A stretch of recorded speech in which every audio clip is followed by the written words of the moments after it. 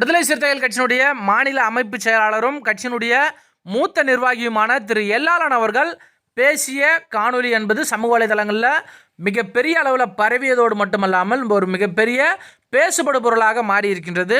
விடுதலை சிறுத்தைகள் கட்சியை சார்ந்த எம்எல்ஏக்கள் திரு பனையூர் மு பாபு மற்றும் திரு எஸ் பாலாஜி ஆகியோரை மேடையில் வைத்துக்கொண்டே 4 எம்எல்ஏக்களும் பதவி விலக வேண்டும் என்கின்ற ஒரு பகிரங்கமான வேண்டுகோளை அந்த மேடையில் விடுத்திருக்கிறார். அந்த காணொலி தற்போது சமூக வலைதளங்களில் பெரிய அளவில் பேசுபடு பொருளாக மாறி இருக்கின்றது. என்ன காரணத்திற்காக பதவி விலக சொன்னார், யாருடைய குரலாக அவர் ஒலித்திருக்கிறார் அப்படின்னு நம்ம பார்த்தோம் அப்படின்னா, விடுதலை சிறுத்தைகள் கட்சியில் இருக்கக்கூடிய லட்சோபலட்ச இளஞ்சிறுத்தைகளுடைய குரலாக இந்த மூத்த சிறுத்தை ஒலித்திருக்கிறார். தமிழகத்திலே தலித் சமூக மக்களுக்கு எதிராக நடந்து கொண்டிருக்கக்கூடிய பல்வேறு அவல பிரச்சனைகளை முன்னிறுத்தி எம்எல்ஏக்கள் பதவி விலக வேண்டும். குறைந்தபட்சம் அவர்கள் 4 எம்எல்ஏக்களும் அடுத்த சட்டமன்ற கூட்டத்தொடரிலிருந்து வெளிநடப்பு செய்ய வேண்டும் அப்படின்ற மிக முக்கியமான கோரிக்கையை வைத்திருக்கிறார்.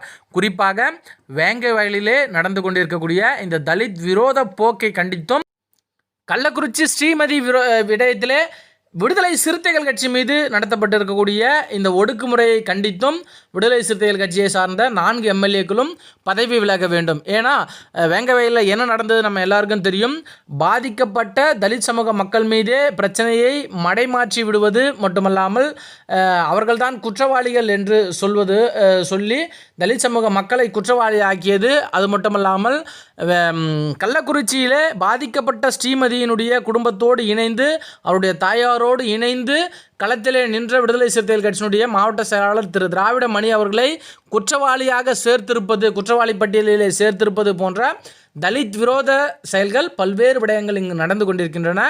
இவற்றையெல்லாம் கண்டித்து கடந்த 2001-2006 காலகட்டத்திலே எழுச்சிதமர் அவர்கள் எவ்வாறு தன்னுடைய பதவியை ராஜினாமா செய்துவிட்டு வந்தாரோ அதே மாதிரியாக இங்கு இருக்கக்கூடிய 4 எம்எல்ஏக்களும் தங்களுடைய பதவிகளை ராஜினாமா செய்ய வேண்டும் அல்லது குறைந்தபட்சம் அடுத்த சட்டமன்ற கூட்டத்தொடரிலிருந்து வெளிநடப்பு செய்ய வேண்டும் என்கின்ற ஒரு மிக முக்கியமான கோரிக்கையை விடுதலை சிறுத்தைகள் கட்சியிலே இருக்கக்கூடிய லட்சோபலட்ச இளஞ்சிறுத்தைகள் சார்பாக அந்த மேடையில் வைத்திருக்கிறார்.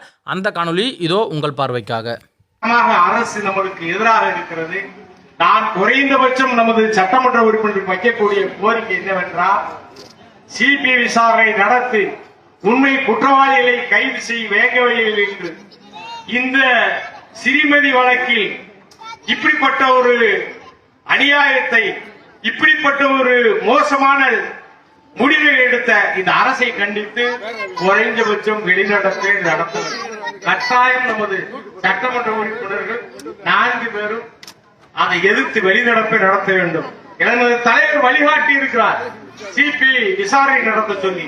அதே போல நமது 2000 என்ற காலகட்டத்தில்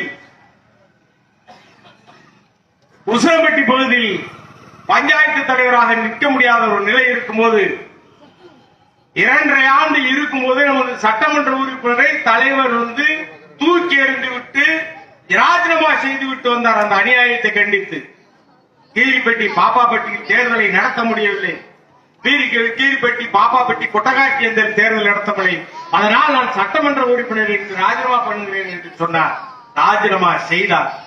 இது ஒரு வழிகாட்டுதலாக எடுத்துக்கொண்டு இன்னைக்கு நடக்கக்கூடிய வேங்கவயல் விஷயத்திலேயும் இந்த ஸ்ரீமதி வழக்கில் விடுதலை சிறுத்தைகளையும் அந்த பெண்ணுடைய தாயாரையும் சேர்த்த இந்த மோசடி தனத்தை கண்டித்து நமது சட்டமன்ற உறுப்பினர் வருகின்ற சட்டமன்றத்தை குறைந்தபட்சம் வெளிநடப்பு செய்யுங்கள்.